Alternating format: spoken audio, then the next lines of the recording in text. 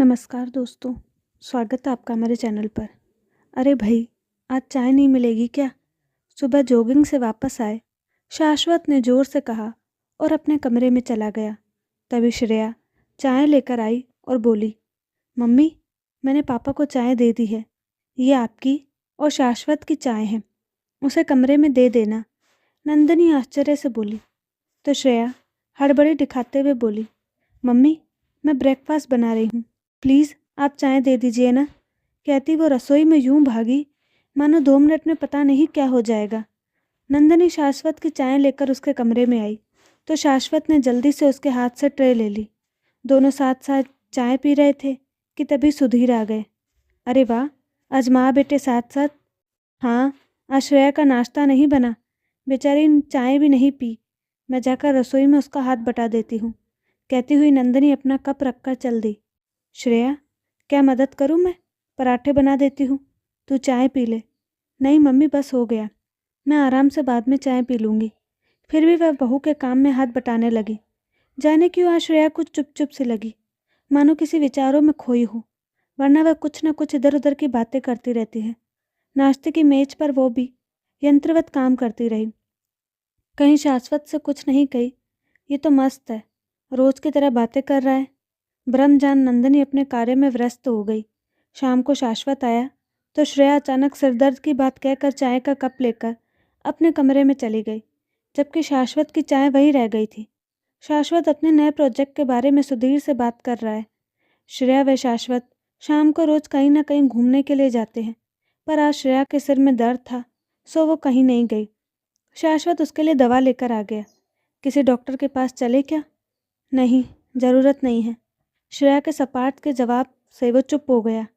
सुबह फिर वही टिफ़िन नंदिनी को देते बोली, मम्मी शाश्वत को दे दीजिएगा।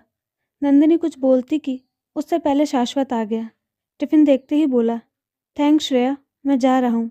कहते हुए शाश्वत नीचे चला गया तो अभी श्रेया कुर्सी में बैठी अखबार में नजरें गड़ाए रही। तभी उसे लगा कि नंदिनी उसकी ओर आश्चर्य से देख रही थी। श्रेया हड़बड़ा कर जल्दी से उठ गई, पर तब तक शाश्वत नीचे जा चुका था। अनमनी सी बालकनी में खड़ी श्रेया शीघ्र ही वापस आ गई। जैसे ही शाश्वत निकला, श्रेया फिर से सबके साथ सामान्य व्यवहार करने लगी। नंदिनी को अंदाजा हो चुका था कि बहू और बेटे के बीच कुछ तार खिंच गए हैं। नंदिनी दोनों के व्यवहार से कुछ बेचैन सी हो गई थी। दोपहर का खाना खाने के बाद वह आंख बंद करके लेट गई। उलझा हुआ दिमाग बार बार श्रेया की तरफ चला जाता था। जाने क्यों उसकी मानसिकता उसे बड़ी पहचानी सी लगी। कई बार हिम्मत करके श्रेया से बात करने का ख्याल आया, पर हर बार उसके कदम ये सोच कर ठिठक जाते कि कहीं श्रेया इसे बेवजह ही दखलंदाजी न समझे। फिर शाश्वत की गैर मौजूदगी में उसका सामान्य व्यवहार उसे भ्रम की स्थिति में डाल देता था। श्रेया के चेहरे में नंदिनी को अपना पुराना अक्स दिखाई देता। जब नंदिनी की सुधीर के साथ शादी हुई थी, सुधीर स्वभाव से शांत और उसका बेहद ध्यान रखने वाले पति थे। नंदिनी के मायके वाले व अन्य रिश्तेदार उसके भाग्य की प्रशंसा करते न गाते। गृहस्थ जीवन के शुरुआती दिनों में जब कभी नंदिनी और सुधीर के विचार टकराते और आहत नंदिनी उससे बातचीत बंद कर जाने कितना समय इस आस में गुजार देती कि कभी सुधीर उसकी नाराज़गी का कारण पूछते हुए कहेंगे कि आओ नंदिनी, हम अपने मतभेद के बारे में बात करें। फिर दोनों अपने पक्ष गिले शिकवे एक दूसरे के सामने रखे। ऐसा दोबारा ना हो, इसकी कसम खाए। खुले मन से अपनी अपनी भूलों को स्वीकार कर दोनों आगे बढ़े, पर वो दिन कभी नहीं आता। समय आगे बढ़ जाता, पर नंदिनी का मन वहीं उलझता रहता। सुधीर नंदिनी के इस अबोलेपन को पहचानते और प्रत्युत्तर में बातचीत जारी रखते, पर कभी उससे उस संवादहीनता का कारण नहीं पूछते।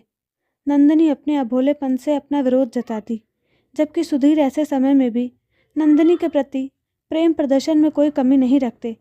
उम्र के इस दौर में अक्सर सुधीर द्वारा जताए गए प्यार का पलड़ा भारी पड़ता। लोगों के सामने सुलझे पति के रूप में पहचाने जाने वाले सुधीर विवादित मुद्दों को अनसुलझा ही छोड़ देते। उलझनों को सुलझाए बगैर सामान्य स्थिति बहाल करने की कोशिश करते समय के प्रवाह में ऐसा हो भी जाता है।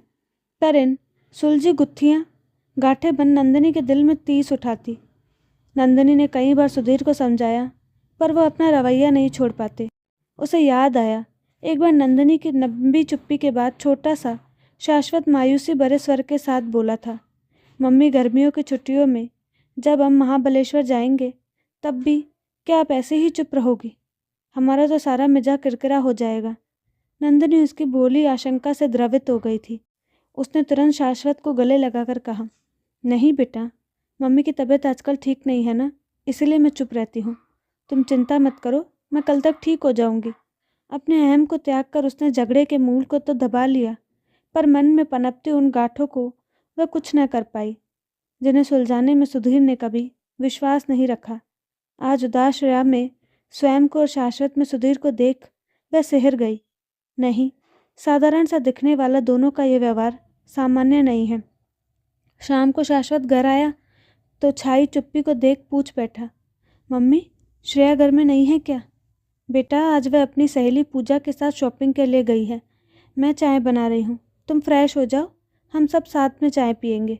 आज कितने दिनों बाद मुझे अपने बेटे के साथ अकेले समय बिताने का मौका मिला है। मम्मी, तभी तो कहता हूँ श्रेया को उसके मायके भेज देते हैं। शाश्वत के इस मजाक पर वह हंस पड़ी। एक दिन भी रह पाएगा उसके बगैर? शाश्वत माँ की बात पर मुस्कुरा पड़ा। वह शाश्वत की आंखों में श्रेया के प्रति उसका मौन समर्पण साफ देख पा रही थी। अचानक वह बेटे से पूछ बैठी, तुम्हारे और श्रेया के बीच सब ठीक तो है ना? माँ के अकस्मात किए इस सवाल पर शाश्वत असहज हो गया था। मम्मी, आप ऐसा क्यों कह रही हैं? नंदिनी से आंखें चुराते हुए वह बोला।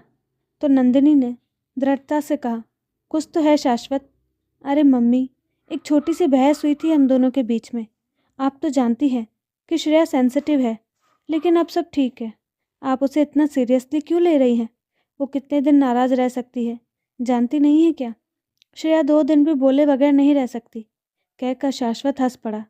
तो नंदिनी गंभीर स्वर में बोली, बेटा, ये अच्छी बात है कि बहू कोई बात ज़्यादा दिन अपने अंदर नहीं रखती, पर फिर भी कोई बात उसके भीतर जन्म लेकर ग्रंथि बनकर पनपे, उसे समय से पहले ही उखाड़ कर फेंक दो। तुम्हारे द्वारा अपनाया गया व्यवहार, सामान्य व्यवहार, उसे अपनी उपेक्षा का एहसास करा सकता है। बेटा, बातचीत बंद हो तो बातों का सूत्र वहीं से पकड़ो जहाँ से बातचीत बंद हुई हो, नहीं तो अबोलापन तुम्हारे रिश्ते को दीमक की तरह चाट जाएगा। छोटी छोटी बातें उसे तनावग्रस्त कर देंगी। ये क्या तुम देख सकोगे? शाश्वत पुरुषत्व समस्या के समाधान में है, उसे अवॉइड करने में नहीं। शाश्वत की चुप्पी में नंदिनी की बातों का असर दिखने लगा था। नंदिनी बेटे के सिर पर हाथ फेरते हुए बोली, अबोलापन मन में गांठें निर्मित करता है, जबकि बातचीत उन गांठों को खोलती है। झगड़े के मूल को उखाड़ना बेहतर है, बजाय उसे छेड़ा ही न जाए, क्योंकि उस मूल से तो विषाद और तकलीफ के अंकुर फूटेंगे। आपसी बातचीत एक दूसरे को समझने का सशक्त जरिया है। तुम दोनों समझदारी से एक दूसरे के सामने अपना पक्ष रखोगे तो कोई वजह नहीं है कि रास्ता ना निकले। विवाद के बहस से मुद्दे को छेड़ा ही न जाए, ये ठीक नहीं। नंदिनी अपनी रोम में थी कि किसी की उपस्थिति का एहसास हुआ। कब से सुधीर बगल में खड़े थे। ना तो नंदिनी और ना ही शाश्वत का ध्यान सुधीर की ओर गया था। आप कब आए सुधीर? मैं आपकी चाय लेकर आती हूँ। नंदिनी चाय लेकर आई तो उसने नोट किया कि दोनों ही चुपचाप बैठे थे। नंदिनी ने सुधीर से इधर उधर की बात की तो वह हाँ हूँ में जवाब देते रहे। रात को खाना खाने की मेज पर खामोशी छाई रही। वो सभी के भीतर चल रहे आत्म मंथन को दर्शा रही थी। इस मौन से असहज होकर नंदिनी बोली, क्या हुआ? आज आप इतने चुप क्यों हैं? नंदिनी के प्रश्न के उत्तर में सुधीर ने उसका हाथ थाम लिया और संजीदा होकर बोले, उम्र की इस संध्या बेला में यह एहसास हुआ कि जीवन में आई उलझनों को कब सभी अपनी अपनी समझ के अनुसार सुलझाते हैं। मेरी हमेशा से ये सोच रही कि एक अनर्गल विवाद से एक सार्थक चुप्पी भली। समस्याओं को सुलझाने में मैं मौन को अहमियत देता रहा, क्योंकि डरता था वाद प्रतिवाद से समस्या उलझ कर कोई अप्रिय रूप न ले ले। इधर तुम अपनी चुप्पी से विरोध जताती रही, परिणाम स्वरूप बढ़ती संवादहीनता हमारे बीच दूरी पैदा करती रही। मैं उसे पाटने के लिए आपसी बातचीत को जारी रखता, लेकिन विवाद की उन जड़ों को न छेड़ता जिसका इंतज़ार तुम्हें हमेशा रहता। ये मानवीय गलतियाँ स्वाभाविक है। आज जिस तरह तुमने शाश्वत को समझाया वो बहुत ज़रूरी था। नंदिनी की आंखों में अनायास ही ढेर सारा प्यार सुधीर के लिए उमड़ आया। वह भावुक होकर बोली, नहीं सुधीर, मुझे तुमसे कोई शिकायत नहीं है। हम दोनों में अपने स्वभाव के अंतर्गत ऐसा किया। मैंने भी काफ़ी बाद में ये महसूस किया कि स्त्री पुरुष के व्यवहार में ये जेनेटिक अंतर होता ही है, पर एक दूसरे को समझने के लिए प्रयासों की भी अपनी भूमिका होती है।